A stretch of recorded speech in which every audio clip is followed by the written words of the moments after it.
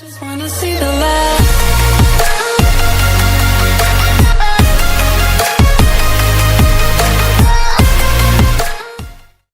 एक क्वेश्चन देखते हैं क्वांटम मैकेनिक्स का। तो हमें एक पार्टिकल का वेव फंक्शन दिया हुआ है y is equals to c exponential function minus x square sigma square, जहाँ पर x का रेंज दिया हुआ है from minus infinity to plus infinity, और c और सिग्मा एक कांस्टेंट वैल्यूज है। तो क्वेश्चन ये है कि हमें फाइंड करना है कि पार्टिकल की प्रोबेबिलिटी क्या होगी एग्जिस्टेंस की। तो नाउ इस क्वेश्चन को सॉल्व करने से पहले हमें इस वेव फंक्शन को नॉर्मलाइज करना पड़ेगा, और नॉर्मलाइज करके हम कांस्टेंट c का वैल्यू निकालेंगे।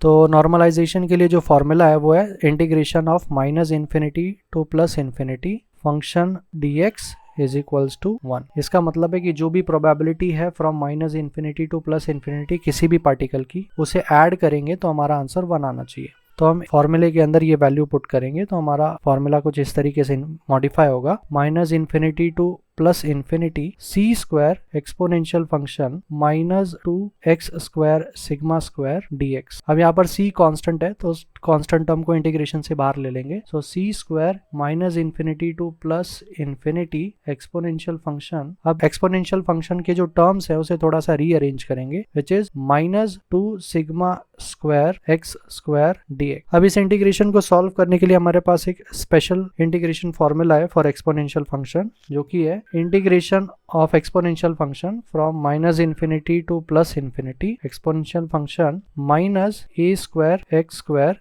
dx is equals to square root of pi upon A. अब यहाँ पर a की जगह पर हमारा वैल्यू है 2 सिग्मा स्क्वायर। तो ये इंटीग्रेशन सॉल्व करने के बाद हमें ये वैल्यू मिलेगा, which is c square square root of pi upon, अब यहाँ पर a की जगह पर जो वैल्यू दिया है वो है 2 सिग्मा स्क्वायर, तो वही लिखेंगे 2 सिग्मा स्क्वायर, और इसका ओवरऑल एडिशन जो आता है वो 1 है। तो फॉर्मूले को थोड़ा सा रीएडजस्ट करेंगे और हमें c का वैल्यू मिल जाएगा, which is c square is equals to square root of 2 sigma square upon pi. तो हमें ये कांस्टेंट का वैल्यू मिल गया है, तो हमारा फंक्शन नॉर्मलाइज हो गया है।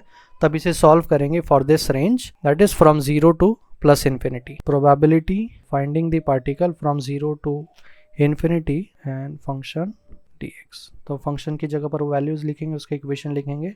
सो 0 to infinity C square exponential function minus 2 x square sigma square dx। अब सी स्क्वायर की हमें वैल्यू मालूम है जो कि कांस्टेंट ही है, तो उसे इंटीग्रेशन से बाहर ले लेंगे, which is square root of 2 sigma square upon pi integration of 0 to infinity exponential function. अब एक्सपोनेंशियल फंक्शन को वापस रीअरेंज करेंगे, which is minus 2 sigma square x square dx।